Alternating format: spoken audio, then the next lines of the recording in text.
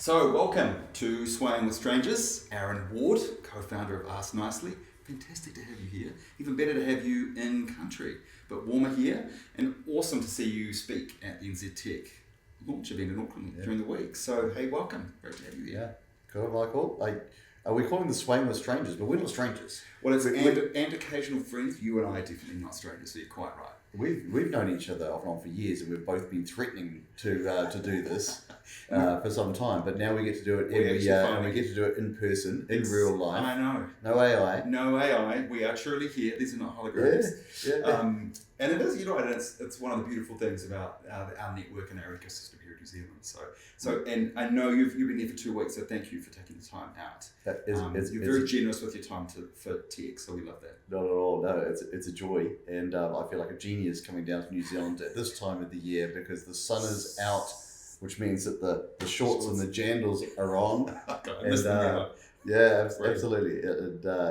So that's fantastic, especially having come from the US, where I left snow and ice. So doing my best in phone calls back to my wife not to rub that in. Not to rub that in, or to be outside in the beautiful sun that we've had. Hey, look, for the audience, most people will probably have heard of you, but just share a little bit about your background, what brought you here today. Not your Tesla, the bigger story. Well, that's not mine. That's rented. Yeah. Fair enough. I was kind of impressed. Mine's a dark and scattered past. I don't know if you want to bore too much of the people watching this. I think there's a whole bunch of people reaching for the close button right now. A good mate of mine, Kedrick, has this phrase, which is, it's my career is a drunkard's walk, and it's never a straight line. In brief, I'm a New Zealander. I'm a Māori. I was born in Wanganui. I grew up in Auckland. Was a very average, that's probably generous student, but I was okay at math. Okay. And the old man, my dad was a panel beater. He said to me, "Boy, you're good at math, so that must mean you need to be an accountant." And of course, neither of us really knew what that meant, so I just nodded and said yes. There went. So I went and studied finance, which was just a terrible idea for me. I was a very average accountant, but it got me started, and it got me a look into some businesses that were early in their life cycle, and I got excited by this sort of startup idea that businesses could be built with big ambitions, and I found myself bouncing from early stage business to early stage business. Some of them were in technology, some of them just used technology, and that just fueled a fire for me. And so from some sort of company to company and job to job, I found myself going through planning roles and strategy roles, and then into marketing by accident, and into product. And so I amassed a set of skills. Again, not particularly great at any of those just giving you that understanding across the business. But definitely enthusiastic amateur. Enough that I could wing it. In many conversations. And I think these are sort of useful ingredients if you suffer from the startup gene, and that is to say that you like designing and building new things, and that's what I do. That set of experiences, that drunkard's walk really helped me in being able to get something off the ground. Which, and then 10 years ago, just almost 10 years ago, that was Ask Nicely. Yeah. And so obviously you're really passionate about customer success and customer service, and delivering outstanding experiences, because that's kind of what you guys do. Yeah. But aside from that, what are you passionate about? What is it that gets you up in the morning? With a spring in your step and boxing gloves on. Yeah. So for me, thinking back to some of those businesses that I was involved in, they came at their their market, or their category, if you like, with a wild ambition. So we're here to build something really special, and we're going to do that with a formula or a product or a model that hasn't been done before.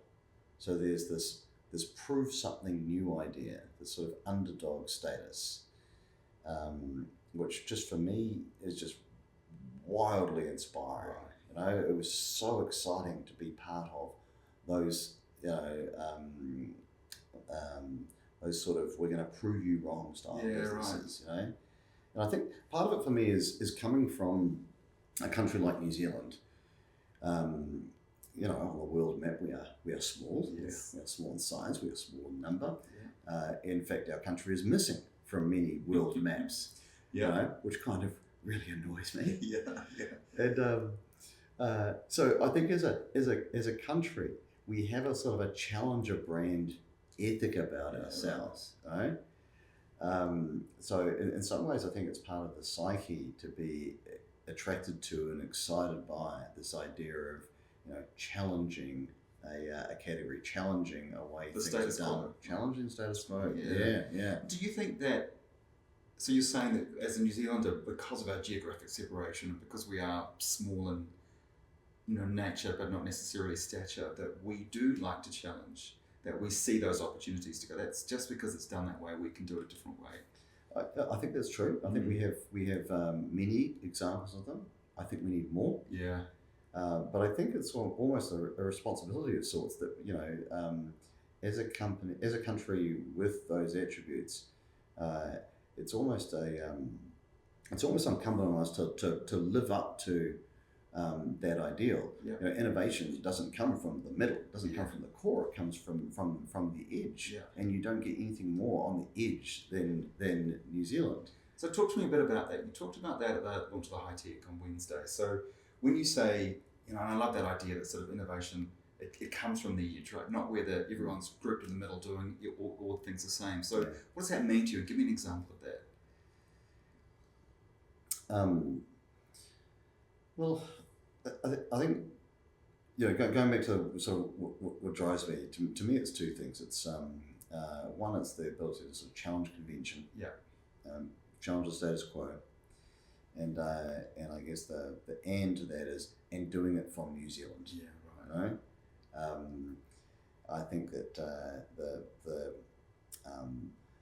the value of building something from you know, that's born in New Zealand but makes it in the world is really important and important for our country and for the, you know, and for the next generation, right? Because it sits in it, you know, if you do that out in the open where it can be seen, then chances are it might inspire some kid coming through who without it, you know, might go and study finance and be an accountant. And no offence to any accountants watching this. There's none watching out there, don't worry. Yeah. But so I think that's really important. But I also think that, like, we as New Zealanders, I'm not sure that many realise this, but I think that we have qualities as a country, as a nation, that give us a level of advantage. You know, in the style and this mindset. You know, what sort of qualities? What do you? Also, you think about what it takes to build a startup. I mean, first and foremost, you need a minimum level of insanity. Yeah. And that, again, it's not a comment about New Zealanders, but it is a comment about founders. Yes. Right. They're founder gene. But you have to believe, for one, that there is you know, that there's a better way, and be prepared to sort of turn your back on the orthodoxy, on the masses, and go out there and explore alternatives and better ways. Yeah. So there's a sort of an explorer mindset.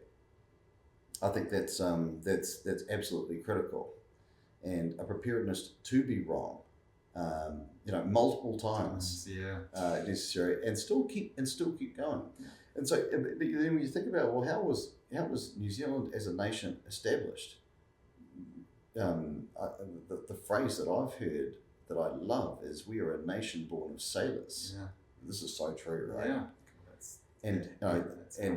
So our DNA has the explorer gene pre-built, pre-baked in there.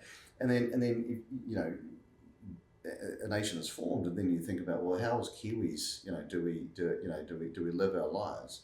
I think you know, as a country, we are natural born explorers. We like to get out and see the world. Yeah. Absolutely. And do you think that whole explorer gene kind of fascinates me? Because I think you're right. New Zealanders, we do our OE, or now we go and travel, but there's that kind of curiosity. And I think for New Zealand startups to be successful offshore, and you're a good example of this. You have to go explore. But how do you know where to explore? And how many times exploring do you have to have before you kind of hone that navigation skill? Because exploring can be dangerous. It's fraught with risk, right? Mm. And I think that you sort of said that startup gene is someone who is curious and tenacious and resilient. But how do you go about, and how have you gone about, picking where to explore and when to go be risky and look in places that others haven't? Yeah. Challenge the status quo. Yeah. Well, like you said, I mean, the Ask Nicely story, it's now 9 years old. It's not my first startup. Yeah. I can count 2 or 3 before this, which didn't get to the levels that Ask Nicely did. So I think I'm at risk at this stage in my life and career of almost coming up with an answer for how smart I am. I think you can take a bow. It's okay. It's okay. No, don't be humble. There is. Again, it's a drunkard's walk, right? And it would be disingenuous to suggest that we started with a plan and we executed to the plan and the plan came true and now we're here hitting ourselves on the back. And so, but my view though is that great outcomes, for me, like even great strategy, it's more like a that Roomba vacuum, the little round thing. It goes through vacuum in your house. Yeah. Right. And then it's vacuuming, and then it hits a wall. It goes, and it changes direction. Yeah. And then it hits another wall and changes direction again. And over time, by hitting obstacles, you map out the where the Roomba maps the room, and the Roomba becomes smarter. But it becomes smarter through experience and through learning and through feedback. Obstacles are just feedback. They come in many different shapes and sizes. So for me, how do you do it right? You get feedback, and you get feedback constantly. Now, it probably sounds a little bit trite because Ask Nicely is a business built around the idea of feedback, but it is core to everything that we believe. It's a sort of meta principle for us, and we never give ourselves permission to think that we've got all the answers. Yeah. You talked about values, and one of our brand values is curious. And if that means that requires of us that we never have too much ego invested in our opinions, we maintain an open mind to our customers' problems, which change themselves over time, and the solutions to those problems. And those solutions are best found through feedback. Yeah. And look, and I think you're right. And I love that idea of the Roomba. That's a great example of actually how do you map out not just the area, but your life and through those experiences and making those mistakes. So you have obviously amassed some learnings over your 2 or 3 and then one successful startup, and you'll go on to do lots of other different things. But if you had your time again in, say, Ask Nicely or any of them, what would be the 3 things that really stand out for you, or whatever number you choose? Because we know you like to add one on. That stand out for you as the kind of things that you might do differently. Yeah. Well, to me, I like the learnings word, but learnings is just a better branding for mistakes, right? Missteps. We call them missteps. Yeah. I like to call them missteps. Yeah, and you're right. And you have to, like the Roomba, you have to make a misstep to go, actually, it's over here. That totally. And and so. If we're more honest about the labelling there, I've got 3, but I've got way more than 3. Let's see how we go. Yeah, and it goes back to your point earlier. It's how do you get things right? You get them. The more things you get wrong, the more you get right going forward. And so, if we were to do Ask Nicely again or something like it, There are many things that we would maintain and keep the same because Yeah. I think we definitely got some things right. And yeah, there's a bunch of things that I think we'd do differently, and those things might not create a different business, but it might create a straighter line. Yeah, You know, we do it the squiggly line with the drunkard's walk. Drunkard's walk, yeah. You know, each turn their costs in time and Resources. energy and yeah. Yeah, right. And so I think we aim for a straighter line. That's nice. But when I look at the business that we built today and what it stands for and who it is and the culture that it's got, and the people on the mission, just immensely proud. Yeah, and it's hard to say, well, I'd do that differently. Well, no, I think what we've got is just wonderful. I'd just love to, take a shorter path to get there. Exactly. You know what I mean? And there were some paths or dead ends that maybe could have been avoided. Yeah. And And so what? So maybe then, what are the things you're really proud of? What are the things you wouldn't change? What are the things you got right that if you hadn't got right would have made it even more crazy? Drunkard's path. Well, I think one of them, going back to the, I guess what drives me, this idea of challenging convention and doing it from New Zealand. We from day one, and remember we started as two guys sitting in a garden shed in Ponsonby. But from day one we said, let's build a global business. We think we've identified a problem here and an opportunity that's true in every country around the world and true for most businesses that have customers and want to keep them. Where customer experience is important. This could be a really big business, and let's go at this with the intention that that's what it's going to. So that was the starting point. We're going to go global. It's not a New Zealand business. This is a global business. Yeah, absolutely. Yeah, from day one, and we knew at that time, just for example, that if that was going to come true, that the US was going to be the market to crack and to build around. And so from day one, we were, from that garden shed, we were marketing into the US. Yeah, right. I was the one sitting on calls with, prospective customers, trying to sell our software with an American accent, with the sounds of dogs barking and lawnmowers in the background. And, That's so cute.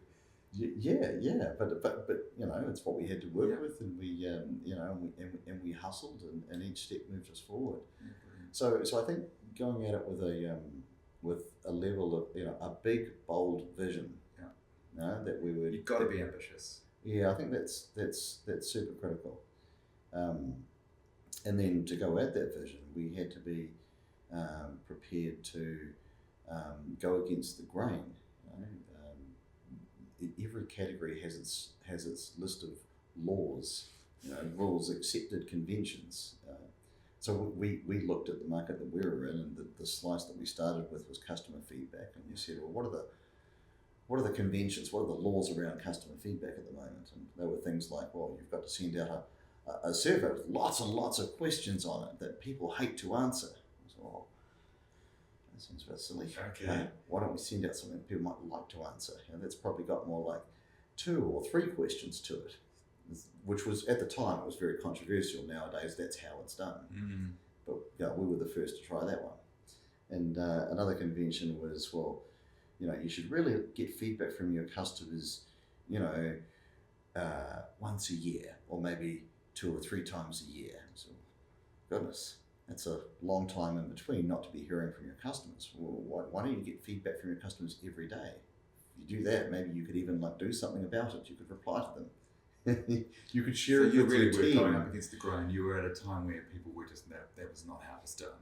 Yeah, absolutely. Yeah, we took the absolute the opposite point of view on those conventions, and so by doing that, we designed and we built something that was wildly different from other solutions in the market. And so when we talked to customers, they sat up and paid attention because, well, that seems controversial. Yet strangely obviously a good experience for our customers. Yeah. Well, I think there's another quote. I do love quotes, but I remember some guy said to them once, controversy is the clash of conventional wisdom and common sense. Controversy is the clash of conventional wisdom and common sense. Yeah. Wow. Okay, I like that. Well, I quite like that as well, because Yeah. we look back at these changes that we made, and people will be sitting there watching this interview, the ones that are still remaining, and they'll just be yawning, saying, "Well, of course you only have a couple of questions, and of course you should do it all, But get there was a feedback all the time. time." No, that wasn't how it was done, 9 years ago. So these are the like critical ingredients, in starting the business that were impactful for us. But that mindset, and it's just as critical today. And I got to ask, so, and I love that idea of going, well, what's going on inside the category today? How's that perceived, and what can we do to change that and improve it? So marketer at heart, and so I feel that marketing has a role to play in that. What role did marketing have so it's two of you in your garage. You obviously had a dabble in marketing and a few other areas. Yeah. And as you grew, you grew into the product and you started to get product market fit, and people are going, yeah, this is a much better way of doing it. What was that marketing journey like for us, nicely? Yeah. Well, marketing's a funny thing, especially when we had two guys, so there's no marketing manager or marketing team or marketing agency. What you had is some small percentage of your me. time. Well, yeah, someone's time. And then they're not doing sales or product or admin or those other things. Yeah. But I think that, but nor did we sort of look at it as a separate function as well. Like when basically all of the functions of the business need to be performed by two people, you don't think of it as a separate thing. You think of it as as a sort of a maybe a philosophy or a principle that we need to apply right across the business. So some of the most important marketing things that we did early on, and I think still important today, it probably didn't look much like marketing.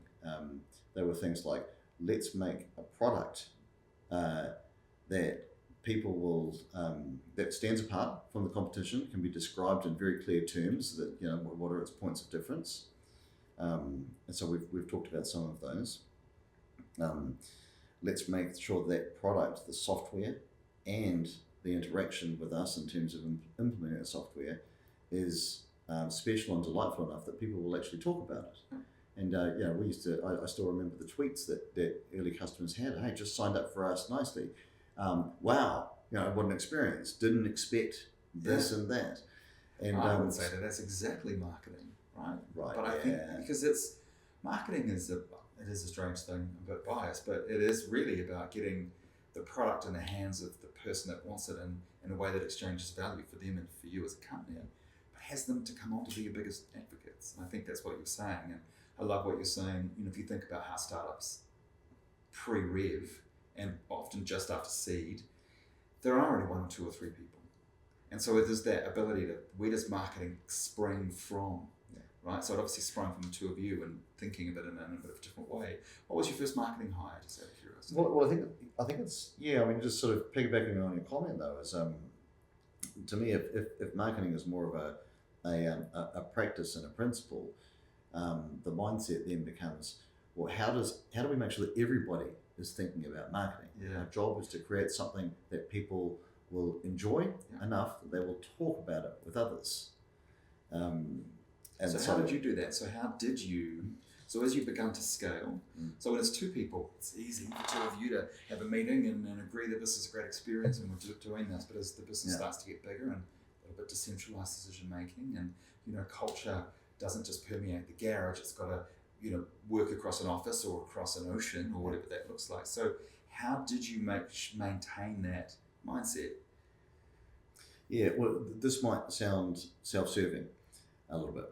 But in the early days, our initial product was embarrassingly light on the feature set, and we were just constantly building it out. And the way to build out a product such that you're not building the wrong things or building them poorly is continually testing your logic against your customers. So we would win a customer, and we would pour a lot of love into that early experience to make sure they got up and running with the product as it was.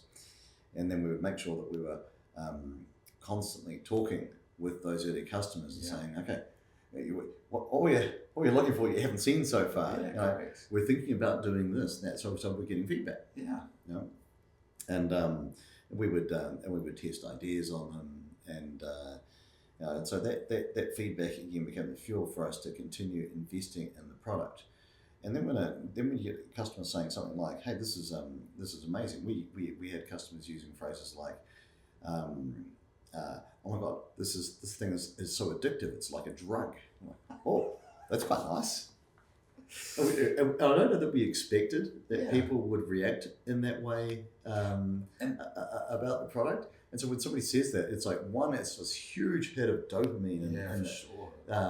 that just makes, it gives you belief that you're onto something. And so that helped me just really understand the power and the potential that feedback from customers and people can really help just me as a founder and our team to know that we're onto something. And it is a good feeling when you get that feedback. Yeah. But then you think, well, goodness, it'd be quite good if other people heard that feedback as well. And so the tactic, and to me, I still think this is one of the most important and impactful things that we ever did from a marketing perspective, is when we got a customer up the pyramid to a level of happiness where they were prepared to say how much they enjoyed it and why. We would go to them and ask them, "Hey, wonderful that you feel that way. We're trying to build a business here and a reputation for delivering the experience like you've just described here. Do you think you could pop that onto this review site?" And so we use site G2, where people review software. Yeah. And so you were asking them to do that, and so that would allow the people to see it, but also you were promoting that. Oh, totally. But we just made it mechanical. So every customer that we won, we programmatically made sure that they were that they got what they came for. We used our own product to get feedback from them, and they would give us the 10 out of 10 rating and a comment. And we say, "Hey, great, can you just go pop that on G2 for us, would you mind?" Yeah. And then turns out over time we surpassed every single one of our competitors, and the biggest competitor in our space. We had 10 times the amount of reviews that they did. So as a significantly smaller business, we were much more loved, and then that stood out. So that was the impact. You appeared bigger than you were to a big competitor in a way that was completely cost effective, but by loving your customers to bits and encouraging them to do that. Totally. How do you? Well, they were bigger than us. Yeah. But the evidence shows that we were much more loved. Yeah. And I'll choose love any day. Yeah, for sure. How does that directly grow that revenue base where you've got? So how do you go and find new customers? So people can talk on G2. There's some people that share it on social networks, but that to be a global company, that's not enough. So what was the rigor like around choosing where to spend money to reach new customers that convert them into subscriptions? Well, I think that's one of the things that I love about that as a strategy around building your reputation. It's probably the cheapest marketing that we ever did. There's very little cost to building that. But then when you think about how you spend money with various campaigns and paid media and stuff to try and get people to your website, then the job is, well, how do you make sure that a visitor to your website goes on and converts and doesn't just close the tab and move on and forget all about you. So I guess one of the things that people look for when they come to your homepage is some level of social proof. It's like, Spiel sounds good, but does anybody like me use this thing? Do they like it? Yeah. And so that's where that panel now that many people have. Our one says 800 plus 5-star reviews, and that level of validation. It's not us saying it, but our customers are saying it.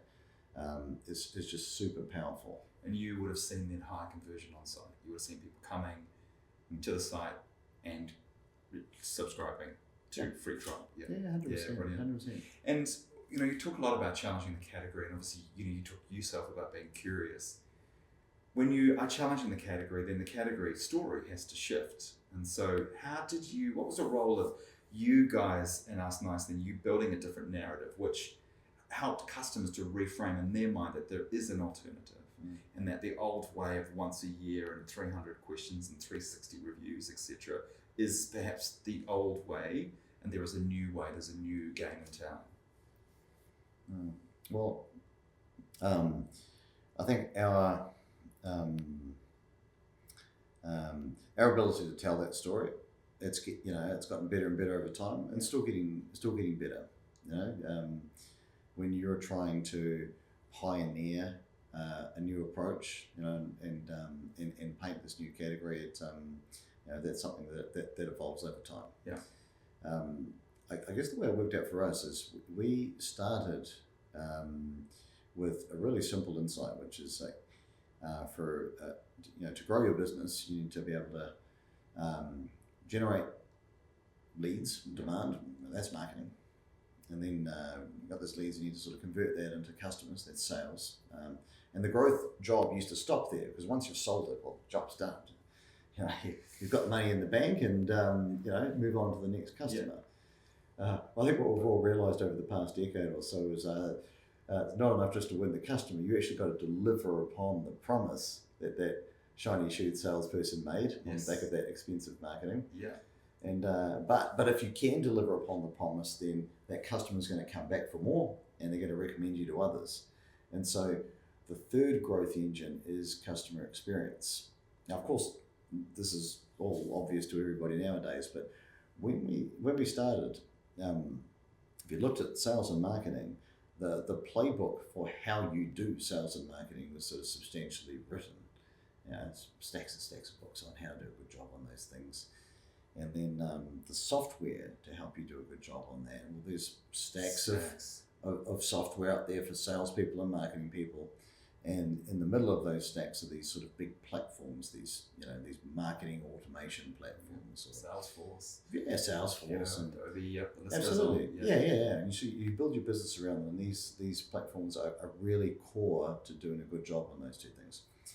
But then you look at customer experience, and if you agree with the idea that customer experience is critical, in fact, those sales and marketing don't matter if you can't deliver a great customer experience. We looked at that and said, well, goodness, it's quite strange, because there's not actually a lot of books on how to do a great job on customer experience.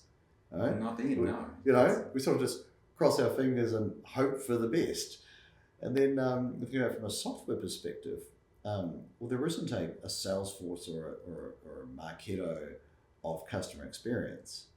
And so it almost becomes customer experience as an ethos, is something that drives a company to go, everything we do has to surprise and delight the customer, from the receptionist to that, right? And so software won't do that. It can facilitate it, but it has to come from the heart of the company, the CEO. Well, that's the bit where it gets tricky, because especially if you're a service-oriented business, and that's where we focus. We focus on what we call people-powered businesses, where you've got where your customer experience is substantially delivered by humans. And so, like, let's say you've got 1,000 of them in your chain of dental practices or veterinary practices, or you're like Uber. To run a successful business, you just need those 1,000 employees just to be awesome, like every day, for every customer. And what we know about humans, and being one, we're quite fallible. We're not entirely consistent. Yeah. Sometimes we have bad days, And true. And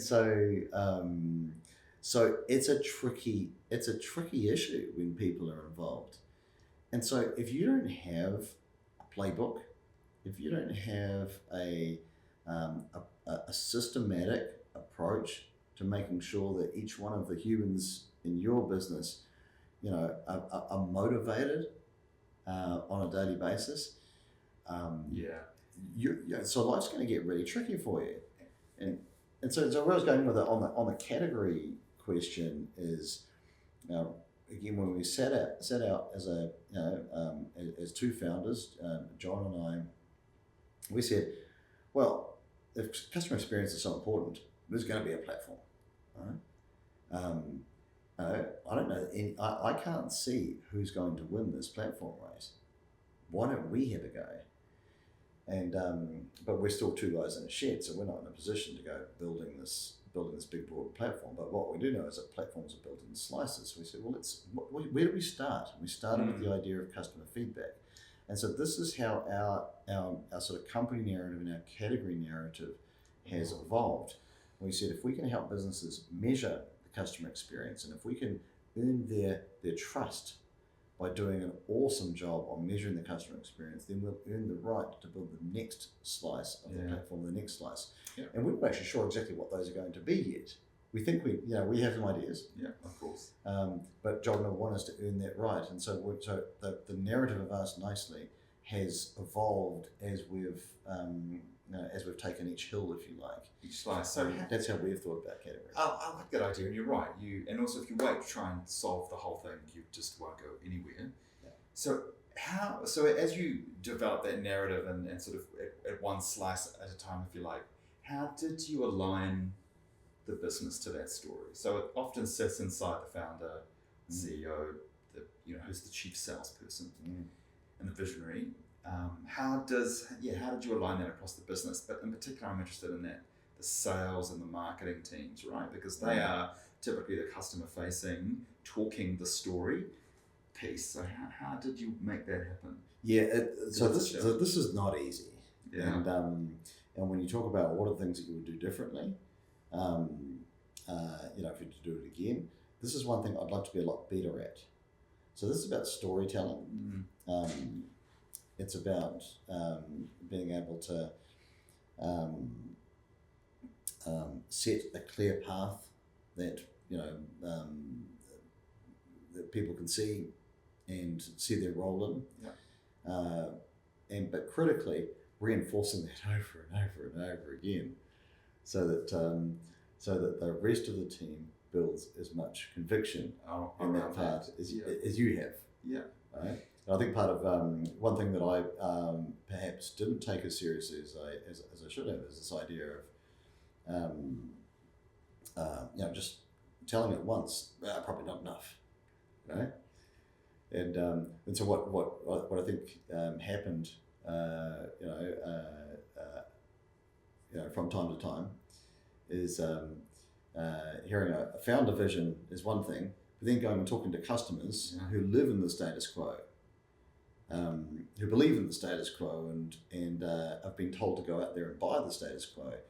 If your salespeople are hearing that narrative, from their prospects again and again, they start believing that that's what we should be designing for, and so there becomes this divergence of sorts, or a set of perhaps dissenting views, and there's a real cost to that, a cost to your progress and your velocity as a business. So I think that, like, the point that you raised there is just super important. And I think we need to come back to that, because you're right. You've got a vision, you've got a story. It's against the status quo, because salespeople are out there, in the status quo, and if they begin talking to the real world, but if they begin to feel that dissension and flow against your story, but with the status quo, then you're nowhere, because in your mind. So how did you, from a sales perspective or marketing, because they're both closely aligned, they both have a role. I think we'll come back to that with you. But how did you course correct when a salesperson came back and was starting to say, well, we talk about the fact that it should be 3 questions and actually we should make it easy, but everyone's saying it needs to be 15, whatever the number is. And we need more features, we need more questions like that serve that customer who's asking for that. Yeah. How did you course correct that? It's it sort of connects back to the point that we were talking about before, when a customer is prepared to share their feedback for the world, and tell the story of the experience that they had, such that a new prospect gains confidence that this might be worthwhile for them as well. I think it's probably a more important story, or a more important audience that needs to be served from the feedback from customers, which is our internal audience. Yeah. Okay. The customer comes, buys Ask Nicely, scratches the itch that they're looking to scratch. They're thrilled with the outcome. That story needs to be replayed fully, comprehensively, and repeatedly to our own teams, so that they get to feel the impact and the success and the success that Yeah. the customer has achieved, and so then they get to experience for themselves that we're doing something that matters. Yeah. We're getting the result that we're looking for. And We're really onto something here. Let's keep going. keep going, and that's important for marketers. I think we can get lost by not being out in front of the customer, by planning in rooms on our own. Well, it's sort of, I think the other risk, and we've fallen into this a little bit. Once when you start getting drunk on the drug of this growth, and desperate for the next customer and accelerating, your metrics. That early job that I described, where we made sure that every customer was loved fully, and that the loop was closed through to happiness, advocacy, telling that story. If you take your eye off that ball, right, and you're just focused on closing the next customer, then I think that ability to keep fueling your internal team with those signs of success of winning, that can wane over time. Yeah, completely. And it's a hard road, but you have to bring those teams together. Well, we'll just take a slight sidestep.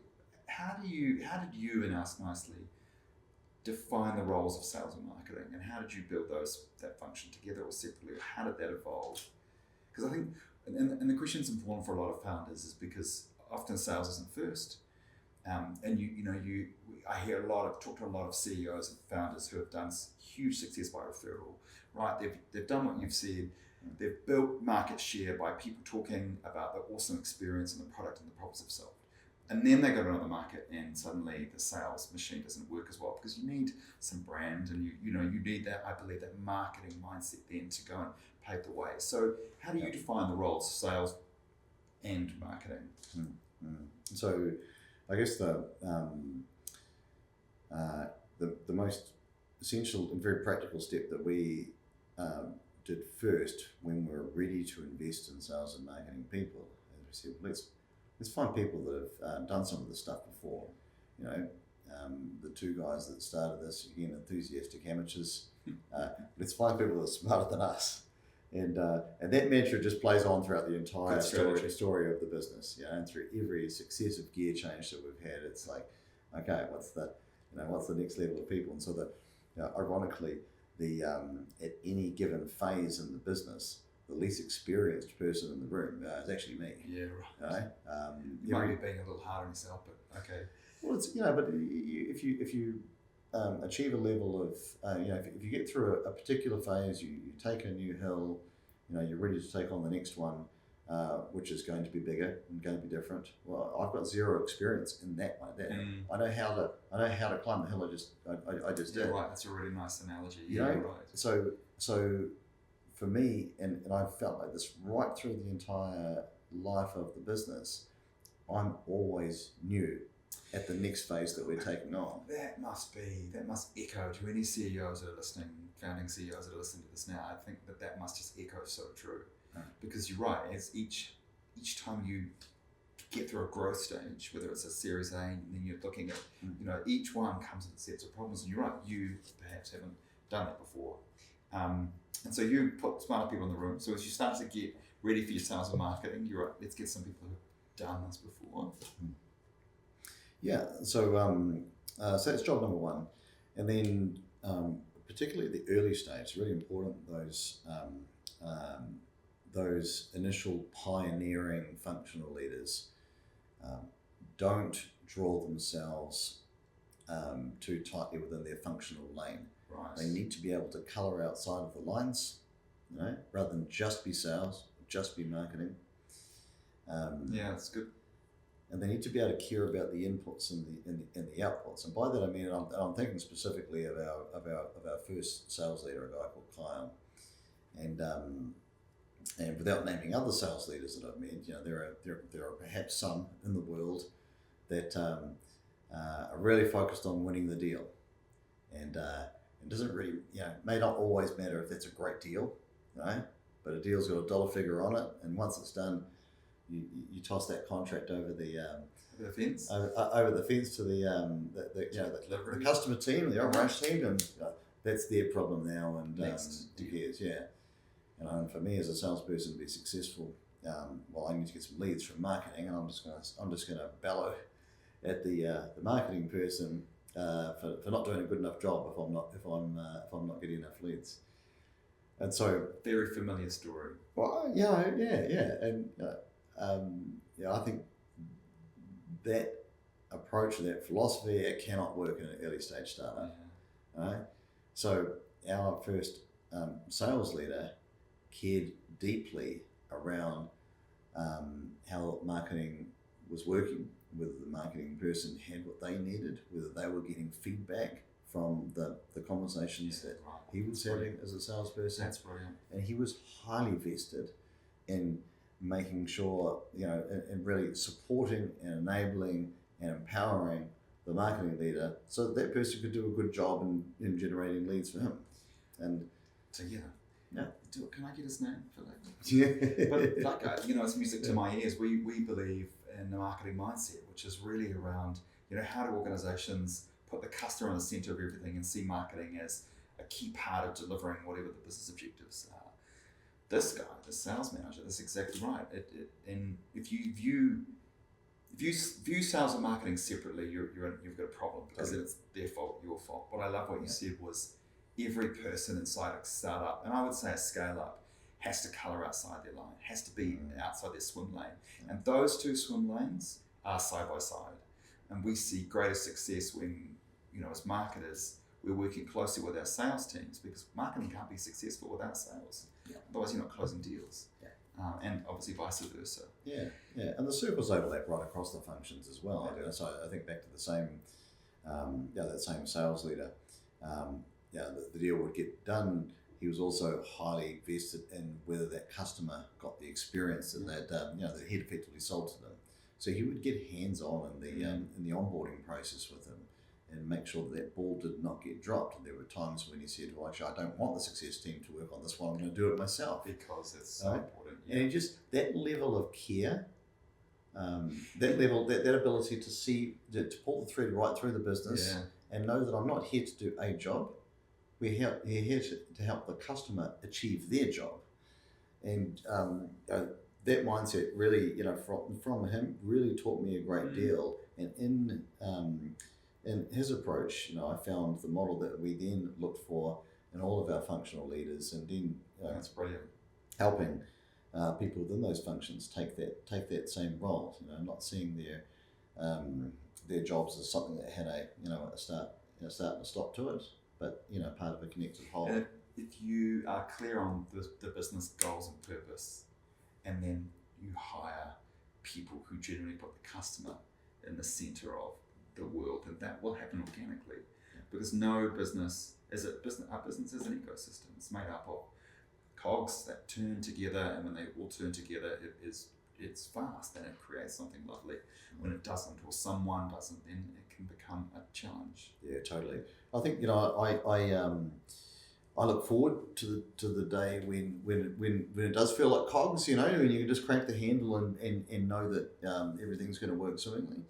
I think in a startup where things just invariably break over time, or you outgrow your processes and your systems, and they need to be upgraded, it takes humans to be able to fill the gaps and see the stress points and proactively resolve them, rather than sort of relying upon the system to do its thing. And it has to be agile as well, because I think as you grow in a startup, you have to be opportunistic.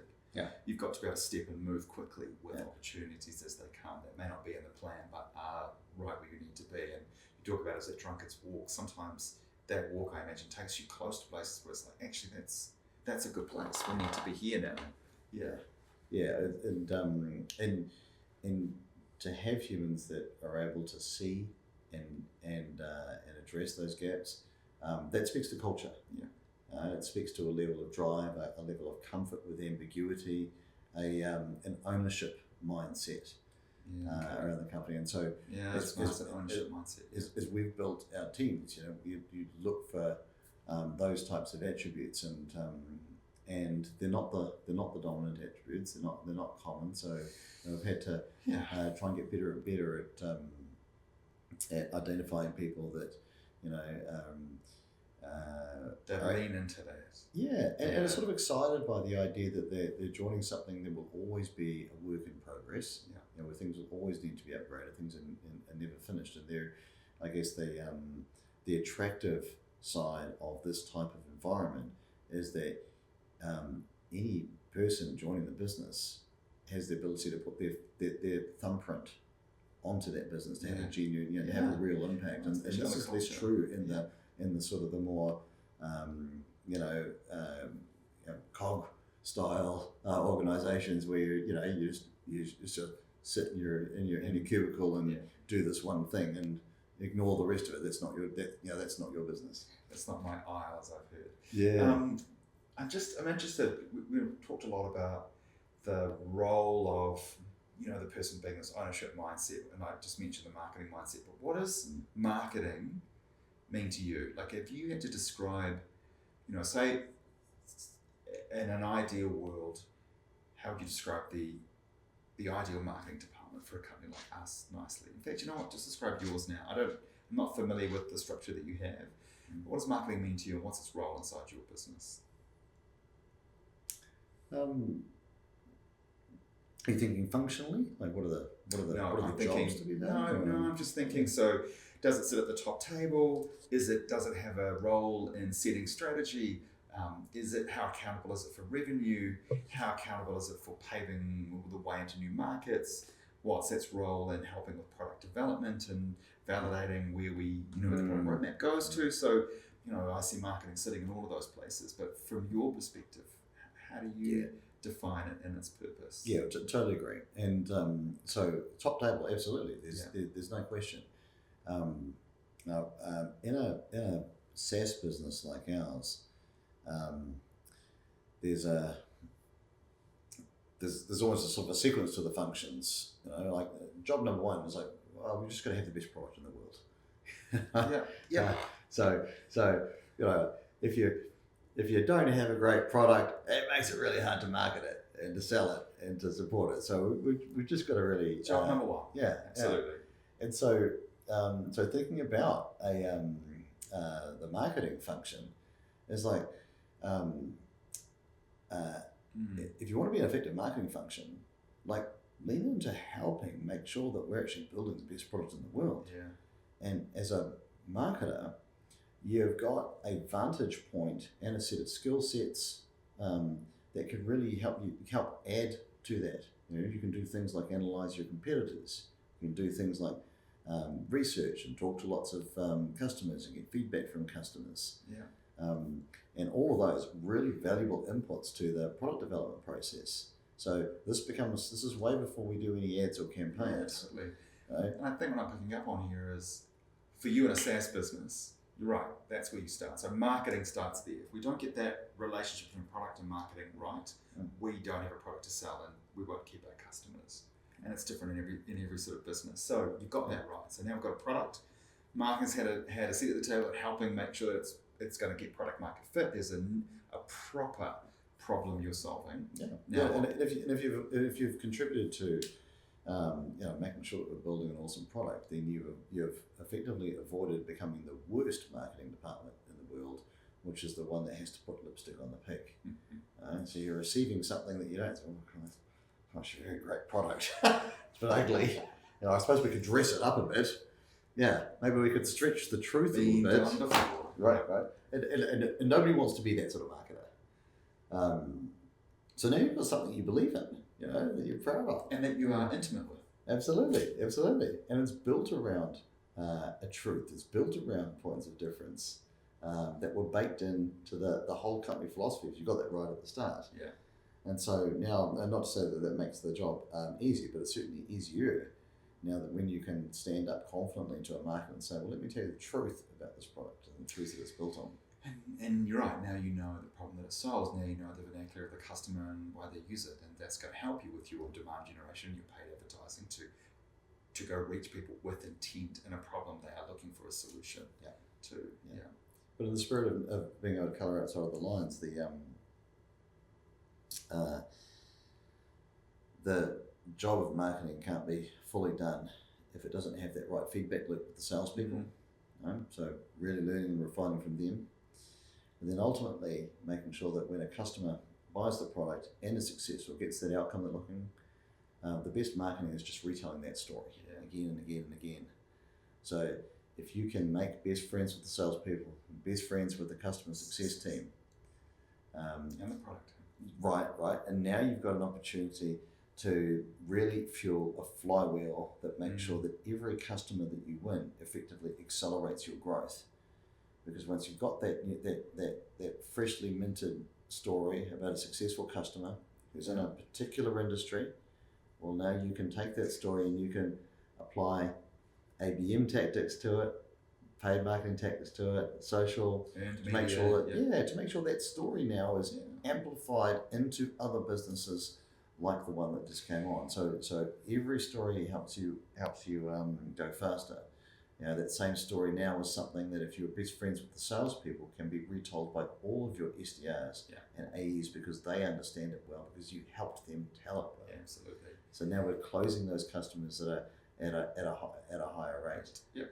And the customer success team is receiving more customers like the one that they just onboarded last month. They're getting really good at this now. And now it starts to click. So for you, you're almost describing a world where marketing, and marketing is in a unique position where often it sits across the business, seeing all of those different pieces because it has to be successful. I love that. But is that one person? It can't be 5 people. You can't have someone. And so this is the dilemma of the scale up is how do you, in each of those is different skill sets. Like product marketing is very different to helping tell the story, get into social channels, is quite different to accounts-based marketing, is quite different to the customer experience of web conversion, etc. So how do you begin to balance the skill set and the investment in that marketing piece and turn that on? Tough question. It is a tough question because, like you say, like all those things are really important. It's like, you can't just run a business with demand gen. You need a brand, so you've got to have some branding going on, and you need the product marketing to help tell the story. So you need all of the marketing mix. I think to me the answer changes a little bit as you go through the different phases in a business, as you go through different successive gear changes. You build scale and you build more sophistication and complexity into your business. But if I go back to the early stage and you say, well, goodness, I actually need to do all the marketing jobs, but I've only got one marketing person, or perhaps even no marketing people. That's when it makes sense to me to have external muscle that you can bring in. It's practiced at what they at these things. It's been there and done that, and can bring the capability, but not necessarily have to have a specific head count for that. Yeah. And over time, obviously, you do want to build that that capability in-house. You need to have not just the domain expertise and the functional expertise, but just building the muscle internally that is really specific to your business becomes a strategic asset. But there's never been a time in our history where we haven't leaned on external muscle that has the particular trademark strength that we need to supplement the capabilities that we have in-house. Oh yeah, totally. And I think this first marketer, there's this need for a unicorn. There's this need for a marketer that can do everything, and I think in New Zealand we're quite good at being generalists. Kind of have to be, and so sometimes to our own detriment. But I do think that's something that's very important. And I think I'm going to go back to your hill. Each hill you climb, you need a team with you who have climbed the hill you're on. And then once you climb that, it's a different hill again. And I think that bringing in of expertise, whatever that looks like, is going to be key for CEO and founders as they sort of scale that. Yeah. And I think from a scale and growth perspective, especially into offshore markets, that is where you really need that experience, that muscle that can help you there. Yeah, totally. You're always topping up, and if you're honest with yourself and you're getting feedback regularly, hopefully you're able to identify the areas where you do need to top up, and which includes yourself as well, right? Every phase or gear change that we've been through in Us Nicely, we effectively need a brand new CEO, because the one that was doing it last year, isn't good enough for the job of the next year. And so you need to upgrade that. And for me, in that role, I tried to be reasonably deliberate about my own sort of personal upgrade paths, to the extent that you can see those gaps, to make sure that you can still earn the right to take on the next phase. And I think the same thing is true across all functions. The other part of that puzzle, though, as well, is even when you've got the capability in a team or in a person, one of the just critical success factors for any startup is the need to operate with speed and urgency. And so, let's say you're in a particular role, maybe you've got all the smarts you need, you've still only got 24 hours, you've still got a truckload of competing demands, and the business is still, requires, a level of output to keep fueling everything. So, it's not all just about capability, it's about capacity and the ability to, produce at a pace that keeps the business moving faster and faster. And having that additional resource and experience to help you work through that. So something that's worked for you. Yeah, totally. Yeah. I love this idea of the different CEO, like who, and I think about my own journey here, that there are different times where you've got to bring a different level of skill set, some of which you've not done before, some of which you do, and I love that. 9 years or so into Us Nicely, you have actually put in place a CEO now, and so that she's come from marketing, she's been a CMO, so I'm a big believer that marketing not only has to sit at the top table, but what makes a good CEO, because they're very business and commercial and outcomes focused and customer focused. So was that a deliberate decision to put a marketer in there? Was that that was the best person for the job? Like, talk me through that. Yeah, absolutely, it was deliberate. Right. Yeah. So I ran the recruitment process. We started by saying, what's the size and shape of the person that's going to be able to, take the business to the next level, and just recognizing that, in terms of the stage that we're at as a business, we've really,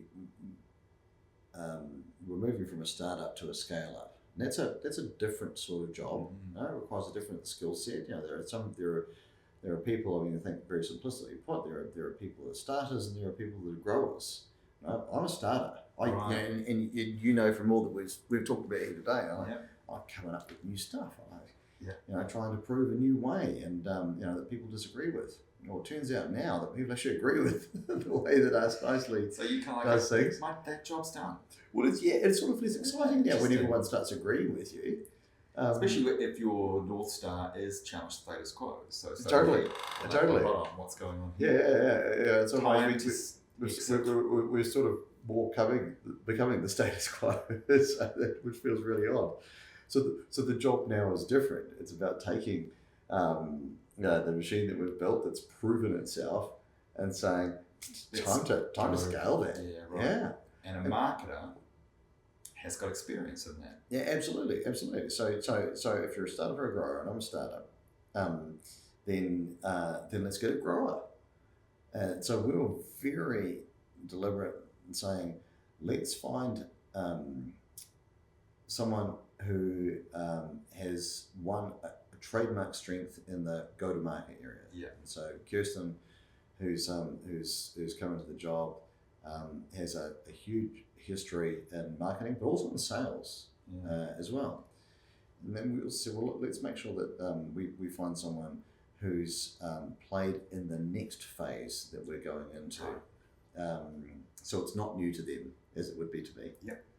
And perhaps the phase beyond that as well, so that with confidence they're able to steward the business successfully into through the next two phases of the company.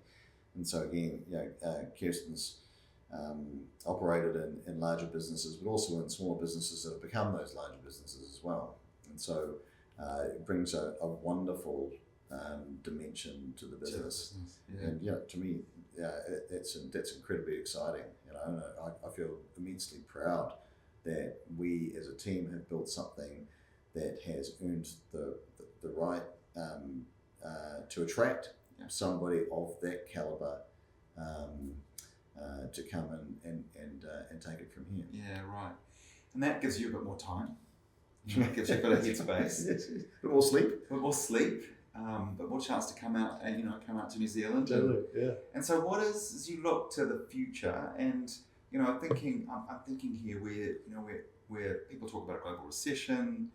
Right. There are some challenges that New Zealand faces, but also New Zealand companies growing offshore faces. We're seeing growing confidence back in the US, which is I think is buoying us here. We're also seeing some dollars flow back into the VCs, but Series B is still hard, and that's become a little harder.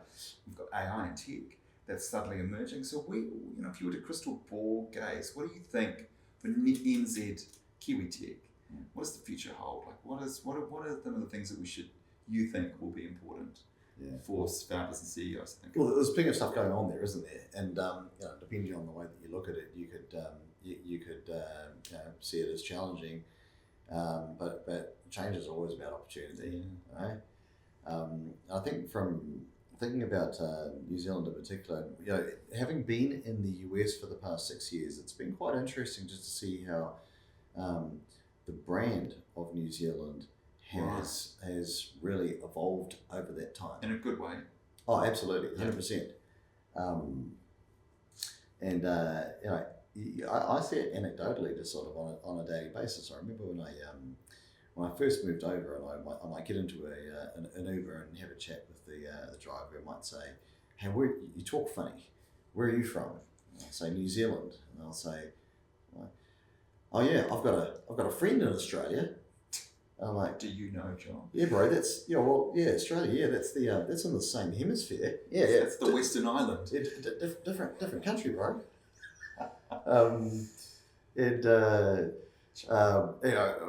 Or worse yet, New Zealand, is that Europe? Yeah. So, but over the past 2 or 3 years in particular, we know about the incidences that really captured the world's attention, both positively and the tricky things that have happened.